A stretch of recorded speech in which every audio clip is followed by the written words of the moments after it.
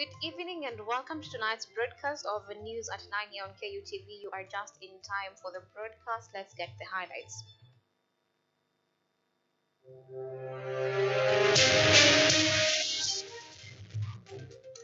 Police IG Douglas Kanja apologizes for earlier misinformation on Ojwang's cause of death as senators now call for his resignation.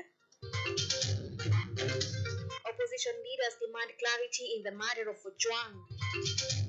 Kemuma elders call on citizens to participate in public participation on the 2025-2026 finance bill ahead of the budget's presentation in Parliament. Counter-Tory residents accused area sub-chief of favorism, negligence and abuse of office.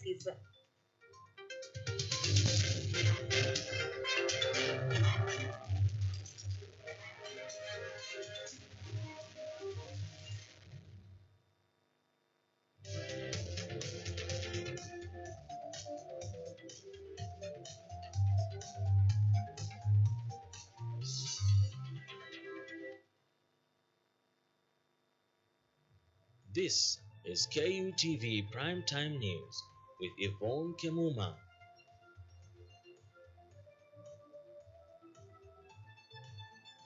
On the sign language interpretation is Lucy Ombui. We are streaming live on YouTube at KUTV News Kenya. Engage with us on X at KUTV_Kenya, at Kemuma_Monari. We begin.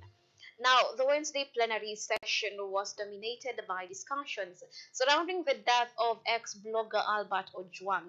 Senators on their part demanded clarification from the Interior Ministry, the Police Department and IPOA on the chronicles of events surrounding the Ojwang's death. Take a look. With the entire nation questioning how ex-blogger Albert Ojwang died in police custody, the Senate today joined in the quest. The entire day was dedicated in seeking clarity on events before, during, and after Ojwang lost his life. It was established in the morning that Albert was unconscious and he was being rushed to hospital. The choice of Bagadi Hospital instead of Kenyatta National Hospital, just a question to maybe to help in the investigation, because I've seen from Central Police Station to Kenyatta National Hospital via Hospital Road is 5.1 kilometers.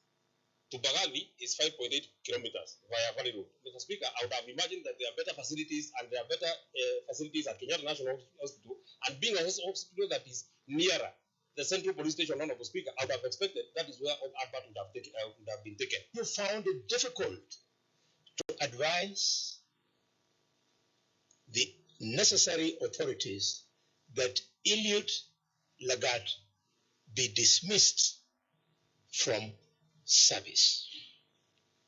My next question, Mr. Speaker, is to to the IG Kanja. IG Kanja, Kenyans who know you, we have a lot of respect for you because you are the officer unknown to some people who defeated the terrorists at Dusit 2 Hotel. Chain of actions and reactions that led to the death of this young man.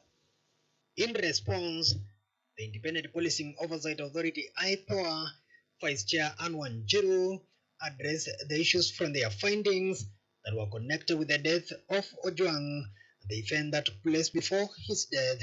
She also highlighted the names of the officers who arrested Ojwang in Homa Bay County. Mwanze and PC Boniface Rabudo went to Leader Center in Homa Bay County and arrested the deceased at around 2:30 p.m.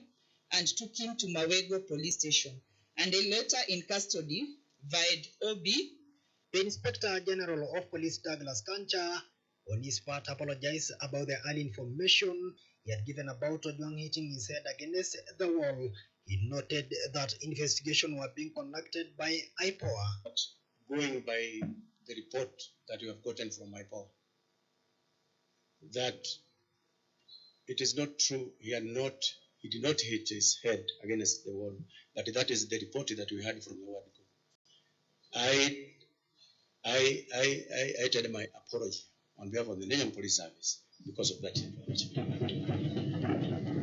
as the person behind Ojwang's death remain unsolved. Investigations are still ongoing to reveal the truth and expose those accountable. Edward Sakwa for KUTV. Now, senators have demanded the resignation of Interior Cabinet Secretary Kipchumba Murkomen, Inspector General Douglas Kanja, and the Director of Criminal Investigation Ibrahim Amin. They are accused of failing to ensure the safety of individuals in police custody. This comes after the officials struggled to answer questions posed by the senators regarding the death of ex-blogger Albert Ojwang. Top leaders in the country's security sector, including the Interior Security Minister Kipchumba Murkomen, Inspector General of Police Douglas Kanja, and the Director of Criminal Investigations Ibrahim Amin, did not escape the Senate's wrath, this time being accused of incompetence and Senate making a clarion call demanding their resignation. CS Murkomen, please, for the respect of this young man, you are yet to grow a child up to the age of 31. Can you immediately resign? You are not fit to be in that docket. According to the senators, there has been negligence in security sector in relation to the recent surge of complaints from the public that links the Ministry of Abductions, extrajudicial killings, and police brutality. And the police have actually no substantive results of this investigation. They have not been able to indicate who committed this particular crime. And the CS Murkomen should tell us why DIG Lagat has to be in office. Unless DIG Lagat is so important that everything else would come to stand still if he steps aside. The accusations of incompetence were fueled by the failure of the top officials to respond to senators' questions in a manner that is satisfactory. I'm eagerly waiting to know amongst those officers who are on duty or any other officer who are involved in that transaction, who is it that did, or who is it, or who are they that are involved in the cold-blooded murder of Albert Ojwang. And as the person with the responsibility of presiding over this important ministry of government, Mr. Speaker, it is regrettable that such an act happened in our nation, particularly in the hands of the police officers. The issue of abuse of power among security officers in the country continues to fuel public outrage, with Senate now determined to ensure accountability from the whole ministry. They do not only require junior officers out of work, but the top leadership of the ministry as well. Elimelech Modori for KUTV. Now, President William Ruto has expressed deep concerns over the tragic death of Albert Ojwang, allegedly while in police custody. In a strongly worded statement, the president termed the incident as unacceptable and called on the National Police Service to fully cooperate with the Independence Policing Oversight Authority (IPOA) in ensuring a swift and transparent investigation. He emphasized that police officers must prioritize the safety and well-being of individuals in their custody. The president sent heartfelt condolences to Ojwang's family and reaffirmed on his personal commitment to justice and accountability. Mambo ya usalama ya Kenya ni haki ya wananchi, na National Police Service, despite the fact that it is an independent entity, is working with us to make sure that we create the necessary synergy between the the national government administration officers and our security teams, ndio tuhakikishe ya kwamba kuna usalama. With the quest for clarity on the death of ex-influencer Albert Ojwang, the opposition leaders have today joined forces in demanding answers from the government. In a press briefing, the leaders listed questions that reflected on their account of events before and after the death of Ojwang, all under police custody. Speaking to the press today, the opposition leader led by Wiper leader Kalonzo Musyoka have issued a joint statement regarding the mysterious death of ex-best influencer Albert Ojwang, who faced his demise under the hands of the police officer in Central Police Station. In the statement, the leaders demanded clarification on why the late Ojwang was moved from Mawega Police Station in Homa Bay to Central Police Station in Nairobi. This is with full details of officers who accompanied him and under which OB entry number. We demand to know why Albert was moved from Mawego Police Station, Homa Bay, to Nairobi, and specifically Central Police Station, and which officers accompanied him by name and rank. Central Police Station, Nairobi area, has CCTV coverage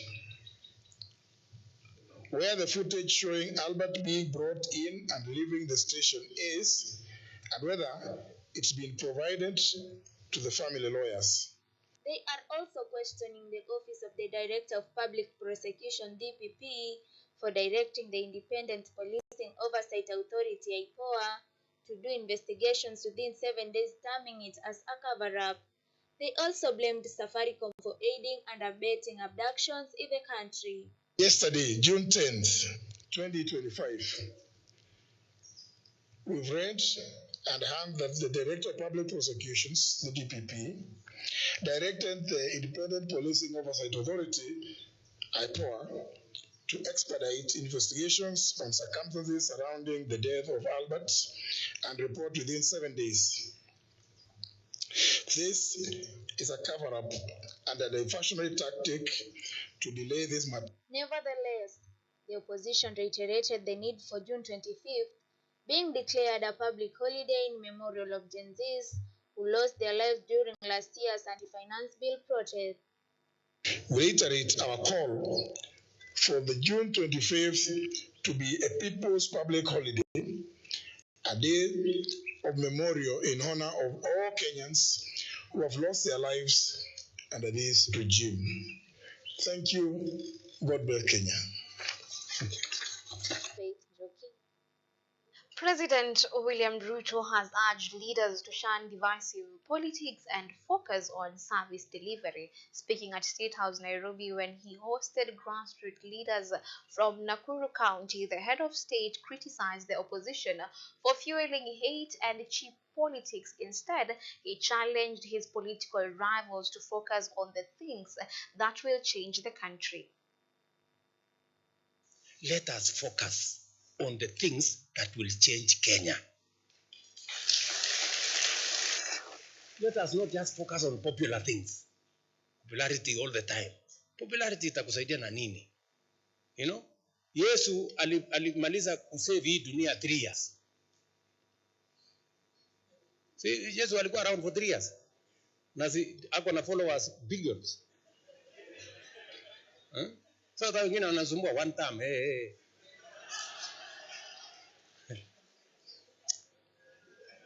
You know, you are not judged by how long you become a leader. You are judged by what you achieve and the impact you make in a nation. We are back. We are due for a short commercial break and then we're back with more.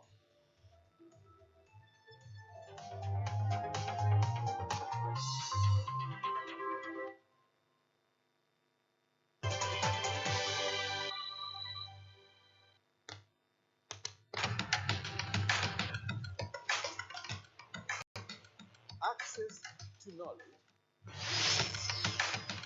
solution to unanswered questions.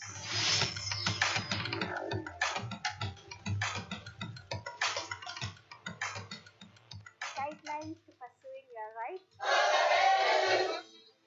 and repossessing your property, intellectual or material. This and more only on Law Matter.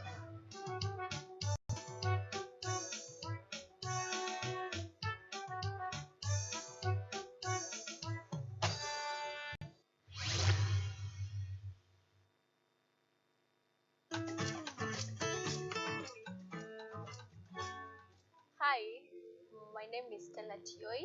Jina langu naitwa Kemuma James. This is Mandela Gaya. Ugonjwa ulipokuja ulichukua siku 3 ukaniweka in coma.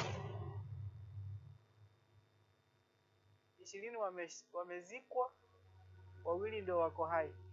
I don't even know how it feels to see. I feel like I cannot express myself well the way somebody who can walk can actually express themselves. Ilichukua muda mwingi mrefu tena mpana ili kuikubali kwamba mimi siwezi tembea. I've come to actually accept myself. Ukijaribu kumsimamisha mtu mwambie tafadhali nionyeshe njia. They find it quite strange talking to you. You should just make schools integrated, inclusive setups, by providing the right facilities.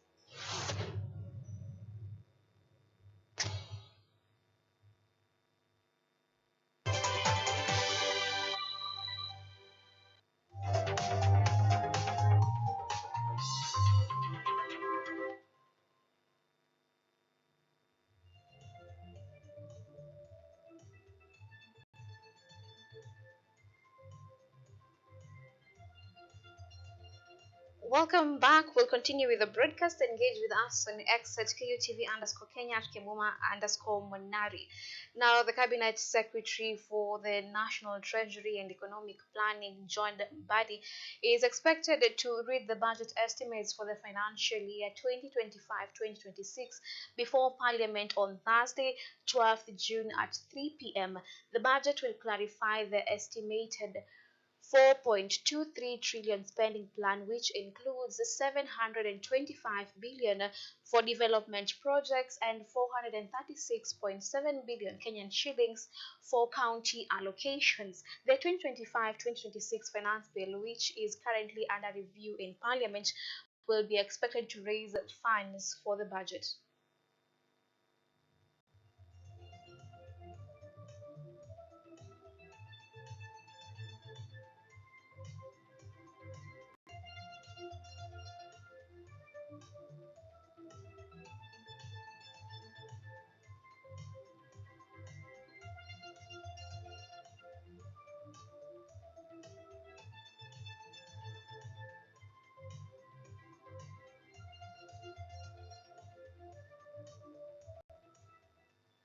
With the criminal networks in terrorism and financial crimes growing more sophisticated, Director of Public Prosecutions Renson Ingonga and Attorney General Dorcas Agik have called for integration of tech-driven global legal responses in order to rightfully combat the menace.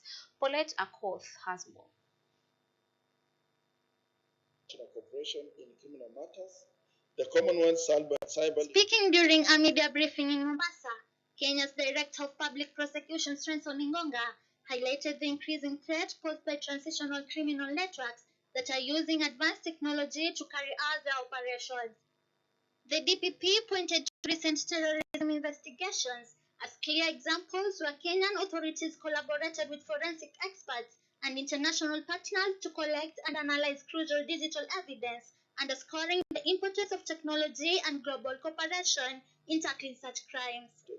Extremism Unit, the Commonwealth Database on International Cooperation in Criminal Matters, the Commonwealth Cyber Declaration Program, and the Commonwealth Security Group are significant opportunities to enhance our effectiveness.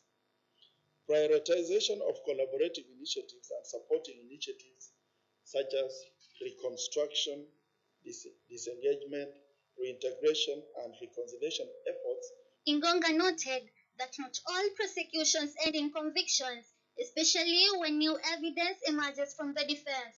The Office of the Director of Public Prosecutions strictly follows guidelines to ensure that not only cases with strong, sufficient evidence proceed to trial, maintaining fairness and justice. Terrorism is one offense that requires international collaboration. Like in the Dusit attack, we had to rely on forensics and other international partners for us to be able to collect the evidence. The reason to why we were able to secure the conviction, if you remember very well, at one stage, the court had refused to take electronic evidence, but we appealed that decision and the court allowed for us to be able to tender. It is the reason why we were able to get that conviction. Because Supporting this view, Attorney General Dorcas Agik emphasized the urgent need for Commonwealth countries to adopt a whole-of-nation approach against financial crimes, cyberterrorism, and illicit financial flows. She called for stronger collaboration between the legal and financial sectors to effectively address these growing and evolving threats. We must ensure we all play a critical role in supporting the prevention of criminals from using the financial institutions to launder the proceeds from illegal activities. But we all agree that when we're dealing with technology, time is of essence, and those traditional methods and bureaucracies are no longer responsive to the fight against crime. So I think it is also an issue for us to come together and see how we can have some protocol with regard to electronic evidence. Both officials agreed that the government must take the lead in developing legal frameworks, implementing reforms, and fostering international cooperation to address global security challenges. We must ensure we all play a critical role in supporting the prevention Paulette of criminals Accord, from using KUTV, Nairobi. Now, the government has been urged to carefully consider public opinions as the public participation exercise on the 2025 finance bill continues. Speaking in Embu, the Kiama Kiamwembu elders criticized leaders for prioritizing their own interests over those of ordinary citizens. As citizens continue to give their views on the 2025 finance bill, elders from Embu County have warned against ignoring public opinion, saying that this could lead to a repeat of protests similar to those witnessed on June 25 last year.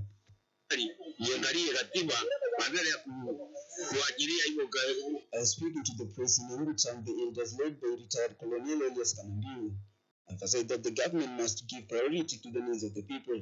Mambo ya makodi iwe imeongeleza watu wananchi, tusikizane ili wananchi wasitumiliwe sana, serikali iweze kuweka vitu katikati. Tunajua hawawezi kufanya kazi bila kodi, lakini wasituwekee makodi mengi ambayo ni unnecessary. The elders also strongly condemned corruption among leaders, saying that only a few projects have been completed so far, despite citizens continuing to be taxed heavily. Corruption imekuwa mbaya, especially kuna maofisi wengine hapa kuhusu wanyama kazi bila kutoa pesa. Na kitu kingine ningeuliza kitu kama watu kama organization ya BSCC na DCI was teaching detectives in most of the offices. The elders also raised concern over the reduction of the educational sector budget, stating that the quality of education in Kenya might deteriorate even further. Kama wakati kama huu ukienda shule zilifunguliwa jana, zipofunguliwa juzi. Sasa angalia hawa watoto wako nyumbani na mnasema ati tunasaidia watoto, tunatoa pesa ya shule. Siko wapi na why? Mbona hawa watoto wako nyumbani sasa? While lamenting the high cost of the living, the elders also called on leaders to adhere to constitutional laws. The public participation exercise continues. Ningetaka kusema ya kwamba serikali inatakiwa kusikiza watu. Ikisikia watu wanalia, kwanza kusema ni siasa wanafanya. Kwanza kusema hawa watu wako nguvu fulani. Hakuna nguvu wako. Kila wako wanasema yale ambaye mahitaji yao wanaona wanajaribu, serikali inasema inafanya, lakini hakuna kitu inafanya. The 2025 finance bill was officially presented to the National Assembly in April this year and is now receiving public feedback from citizens across different parts of the country. Stephen Masha, KUTV, Nairobi.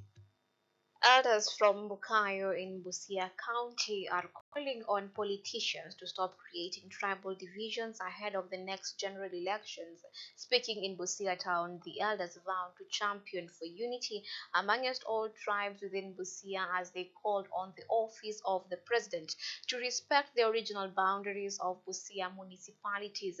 The elders further called on the Ministry of the administrative units, which was gazetted in 2016. Shida nyingi wakati huu sisi watu wa Buhayo na watu wa Teso tumepata kutokana na uchochezi ambao unatoka kwa office ya president. Office of the president, kama watu wameajiriwa kazi, wawe wameajiriwa wafanye kazi yao, lakini wasurudishe vitina hapa. So tumesema no passing the boundary. The boundaries is bad namna hivyo. Hatutaki mtu kutuletea watu kupigana. Katika Buhayo walitangaza new new locations and new sublocations. That's not even implemented. Now from Busia, we will take another short commercial break and then we'll be back with the sport.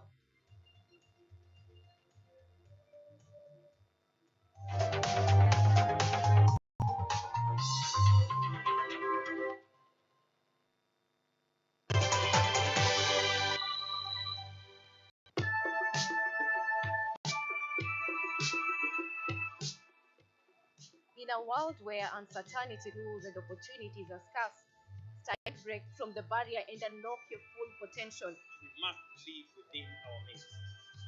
We cannot spend money that we don't have. We will explore the fascinating world of investment, trade secrets, business strategies, and entrepreneurship. Sasa challenges ziko mingi sana. Mpaka mzigo imekuwa mbaya. Unaweka pesa yako inakataa kurudi. Whether you're a seasoned investor or just starting out, what you covered with invaluable insights to help you succeed. Now, this year we have seen a rebound in the economy, which is well above the global average of the 3%. Join me, Anyango Sylvia, every Sunday and Monday on KUTV News at 9, and let's turn your dreams into reality.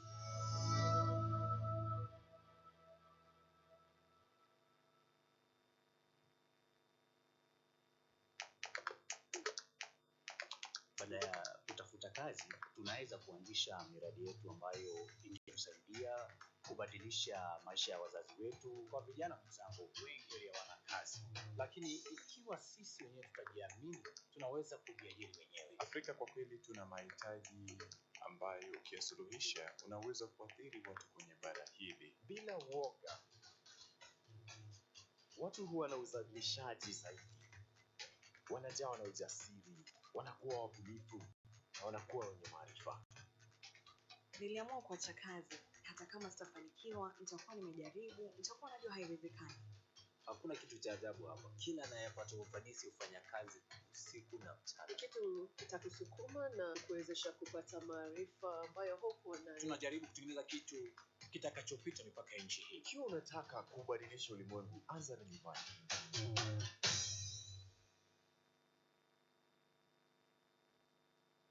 Bajuka ni kama unarusha mikono, tikisha kichwa chuko usivute kisogo. Mbona nyinyi na wawasha nkikula nyama choma tu firifiri na Give me your hand and shoulder. I'm feeling vibes on vibes. I'm a chicken China. Tell them twerking, pull up the lumber twerking. I work so hard, you know I don't want no stress. I don't get time to impress. Call that girl with a lovely dress. Oh yeah.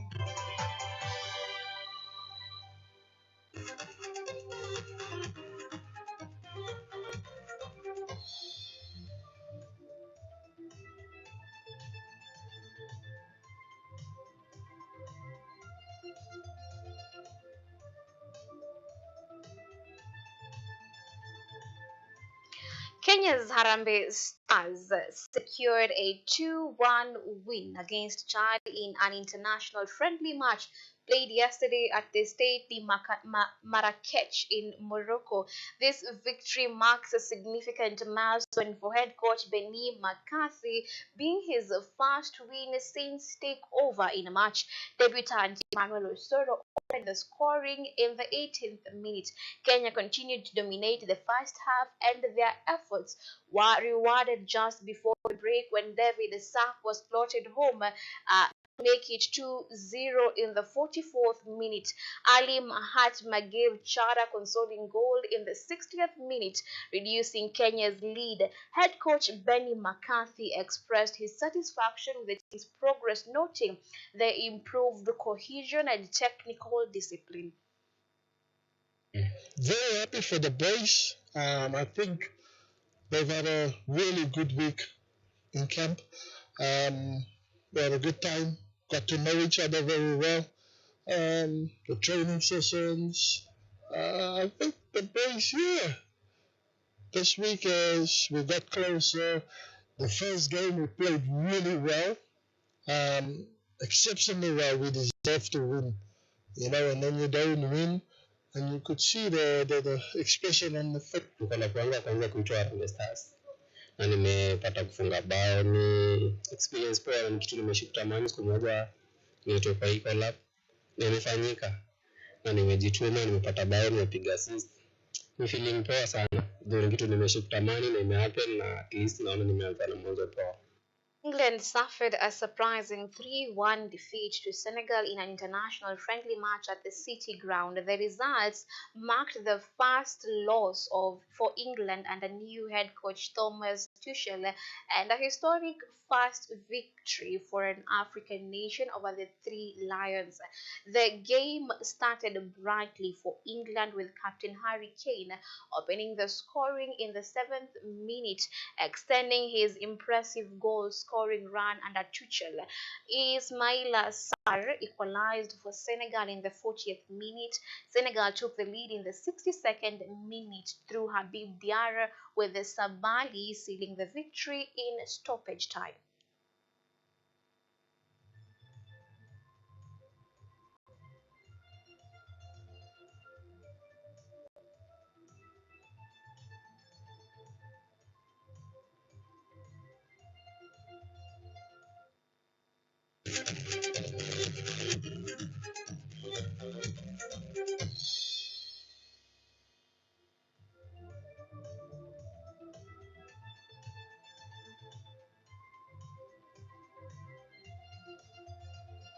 Well, that is all the time we had here tonight on KUTV News at 9. Many thanks for making time to be with us. Until next time, keep it KUTV. Enjoy the rest of your programming. My name is Yvonne Kemuma.